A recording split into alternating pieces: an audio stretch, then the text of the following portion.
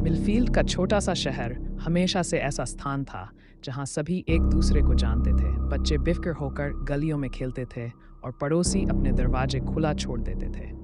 घने जंगल और पहाड़ियों के बीच बसा ये स्थान बिल्कुल स्वप्निल था, बाहरी दुनिया की ठिनाइयों से दूर। लेकिन ये भ्रम एक ठंडी शरदकालीन सुबह टूट गया जब शहर के प्यारे लाइब्रेरियन जॉन हैरिस का शव लाइब्रेरी के पीछे वाली गली में मिला।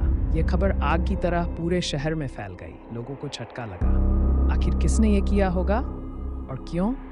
शेरिफ क्लेयर रेनॉल्ड्स अपराध स्थल के किनारे खड़ी थी। ठंडी हवा में उनकी सांसें दिख रही थी। वह मिलफील्ड में बड़ी हुई थी और जॉन का मृत शरीर देखना उनके लिए कठिन था। जॉन समुदाय का एक महत्वपूर्ण हिस्सा थे, हमेशा मुस्कुराते और किताबों की सिफारिश करते। दृश्य का निरीक्षण करते हुए उनके मन में कई सवाल घूम रहे थे। डिप्टी मार्क विलियम्स आए। उनका चेहरा उदास था। कोरोनर रास्ते में है, कोई संघर्ष के निशान नहीं, बस एक गोली का घाव छाती में। क्लेयर ने सिर हिलाया, आंखों में चिंता थी। कोई गवाह? अब तक नहीं, लेकिन अभी सुबह है, लोग अभी अभी खबर सुन रहे हैं। क्लेयर ने गहरी सांस ली। चलो इलाके की जांच करते हैं, किसी ने कुछ देखा या सुना होगा। जांच तेजी से शुरू हुई। क्लेयर और उनकी टीम ने उन सभी से बात की जो पिछली रात लाइब्रेरी के आसपास थे।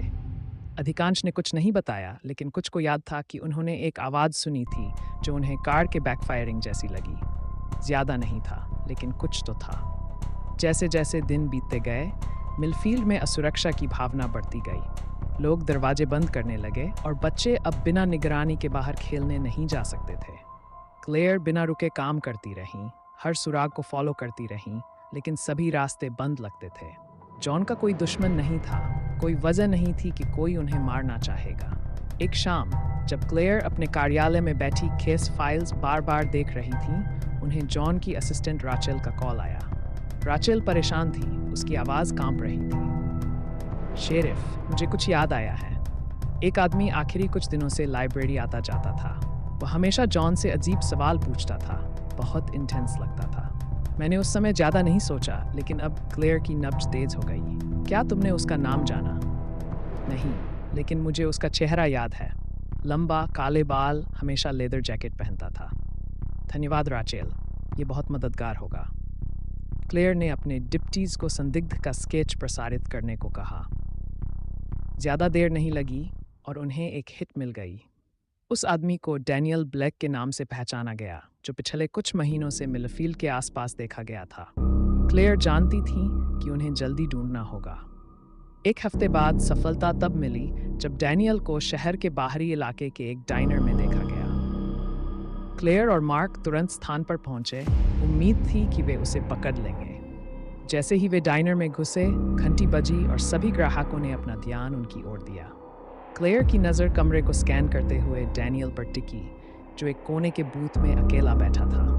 उसने देखा और एक पल के लिए दुनिया रुक गई। डैनियल ब्लैक, क्लेयर ने पुकारा, अपनी होल्स्टर की गई गन के पास हाथ रखते हुए। डैनियल की आंखों में पहचान की झलक थी और फिर वह भाग गया, अपनी कॉफ़ी कप गिराकर खड़ा हुआ। क्लेयर और मार्क उसके पीछे भागे, उसे बैकडोर से एली में ले जाते हुए।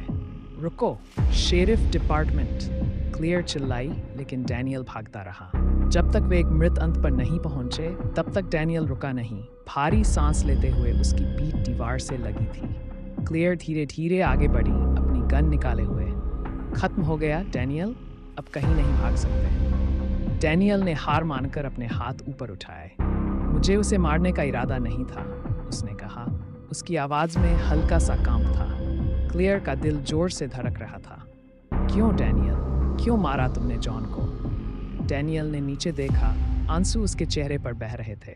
मैं मजबूर था, मुझे पैसे चाहिए थे और सोचा लाइब्रेरी में कुछ मिल जाएगा। लेकिन उसने मुझे पकड़ लिया, उसने मुझे रोकने की कोशिश की और मैं घबरा गया। मैंने गोली चला दी। यह एक दुर्घटना थी। क्लेयर ने गुस्से और दुख का एक झोंका महसूस किया। उसने अपनी गन होल्स्टर में डाली और हथकड़ी निकाली। तुम्हें चुप रहने का हक है, उसने शुरू किया।